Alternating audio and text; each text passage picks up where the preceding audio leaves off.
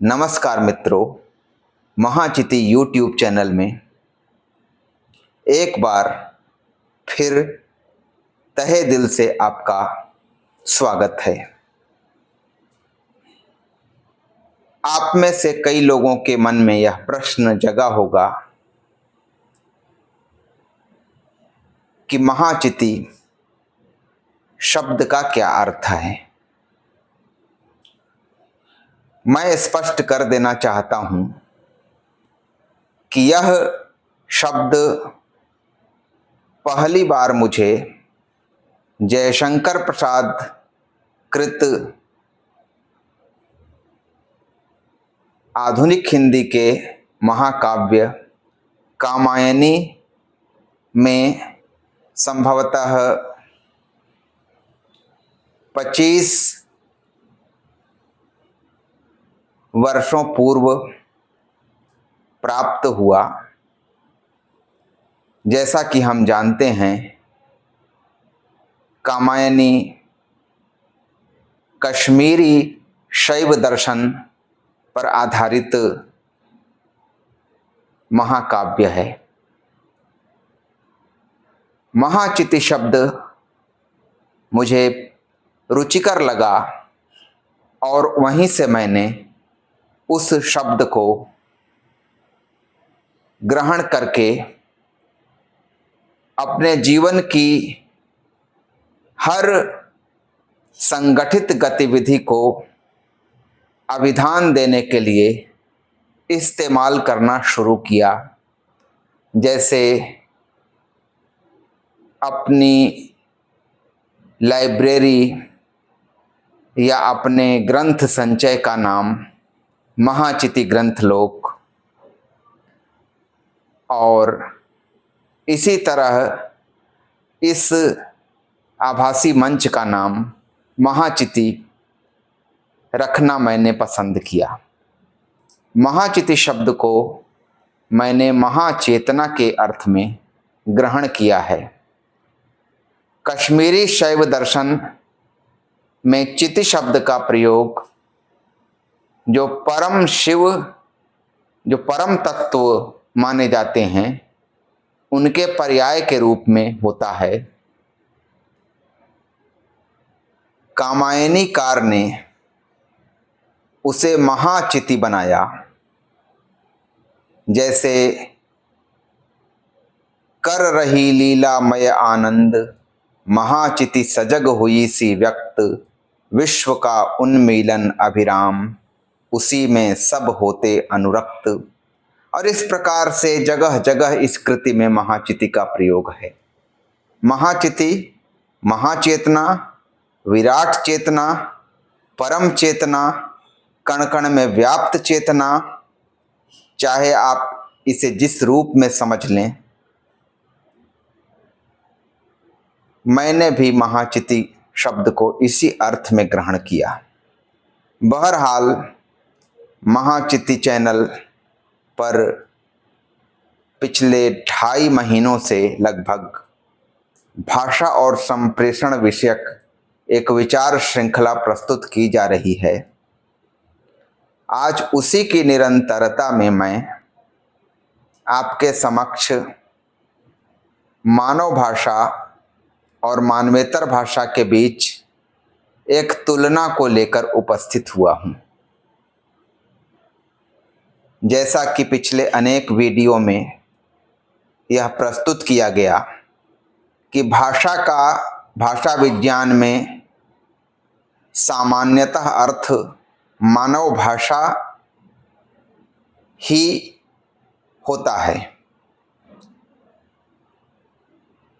मानव के उच्चारण अंगों से निःसृत यादृच्छिक और रूढ़ ध्वनि संकेतों की प्रणाली जो मनुष्य के समाज में संप्रेषण का प्रमुखतम हेतु है, वही तो भाषा है। लेकिन भाषा को एक व्यापक अर्थ में भी गृहीत करने की ओर पिछले एकाधिक वीडियो में हमारा इशारा था।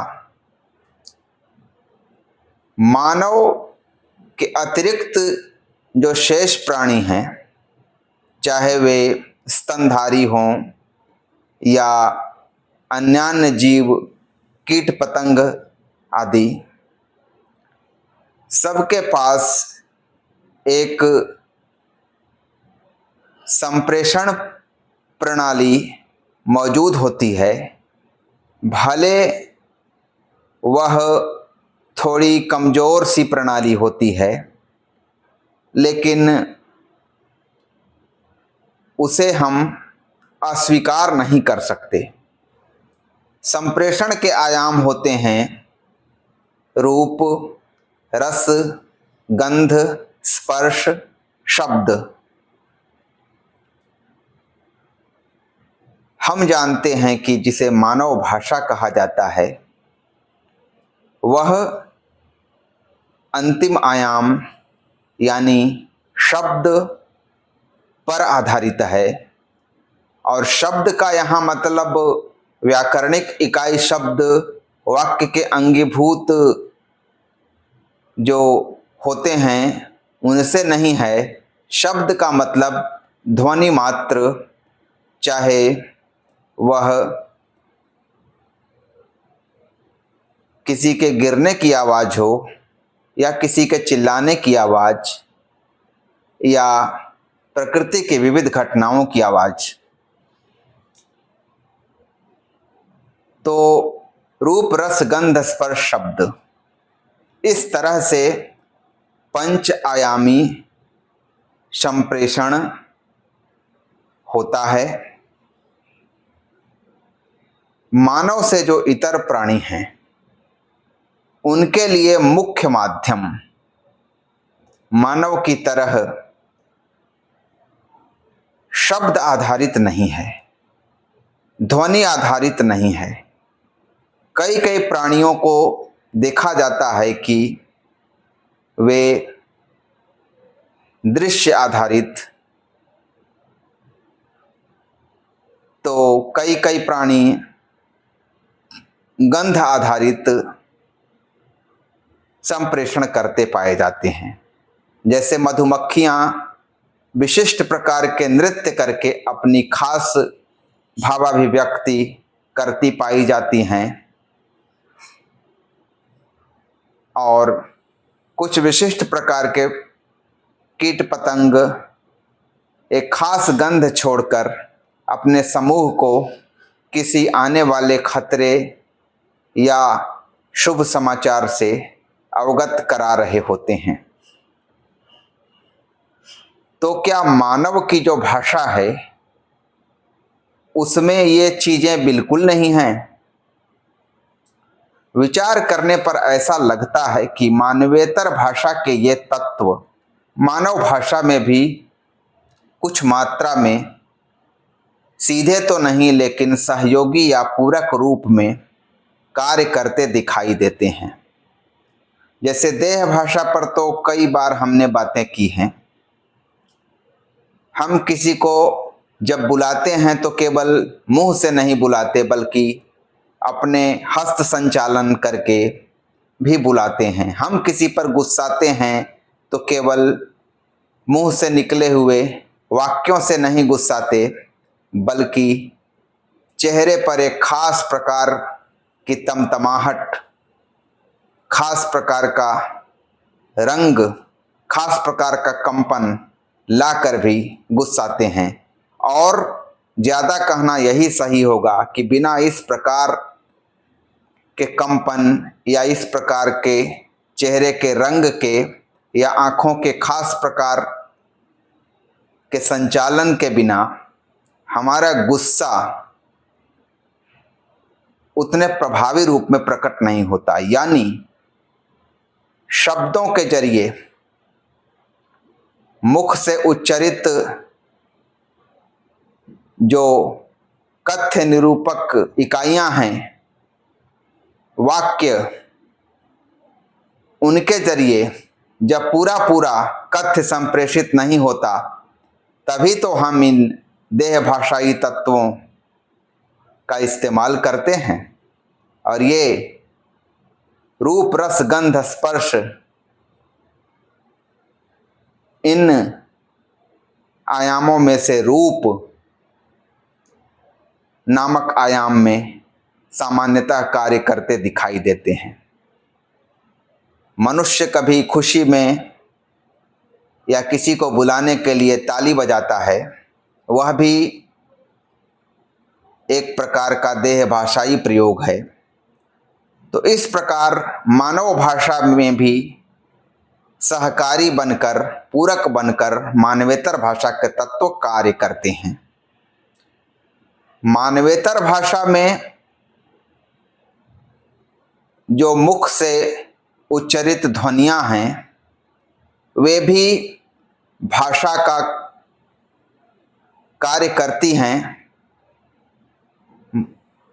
मानवेतर प्राणियों में मुख से उच्चरित ध्वनियां भी संप्रेषण का कार्य करती हैं, लेकिन मानव भाषा की तरह उनकी मुखोच्चारित ध्वनियां विशिष्ट प्रकार से कथ्यों का निरूपण करने में सक्षम नहीं होती। वे खास प्रकार के शब्द नहीं होते, उनका भाषा वैज्ञानिक इस प्रकार से विश्लेषण संभव नहीं है। तो मानव भाषा और मानवेतर भाषा के बीच एक पहला अंतर तो यही दिखाई देता है। यदि हम भाषा का प्रयोग व्यापक अर्थ में करते हुए केवल रूढ़ यादृच्छिक ध्वनि संकेतों की प्रणाली जो मानवीय उच्चारणांगों से निःसृत है उसे भाषा ना कहकर थोड़ी देर के लिए हम व्यापक तौर पर भाषा शब्द को स्वीकार करें, तो मानव भाषा और मानवेतर भाषा इस तरह से विचार करना संगत होता है। तो मानवेतर भाषा कभी गंध, कभी स्पर्श, कभी दृश्य आदि का कई प्राणियों में प्रधानता से प्रयोग होते दिखता है और मुख से निकाली गई या शरीर के विभिन्न अंगों के घर्षण से निकाली गई विशिष्ट प्रकार की ध्वनियाँ तो उसके आयाम हैं ही। तो मानव भाषा में मानवेतर भाषा के तत्वों का सर्वथा अभाव नहीं होता। तो आज का वीडियो यहीं तक। मानव भाषा और मानवेतर भाषा की तुलना से संबंधित अगले विचार लेकर मैं आपके समक्ष अगले वीडियो में उपस्थित होऊंगा। तब तक के लिए नमस्कार।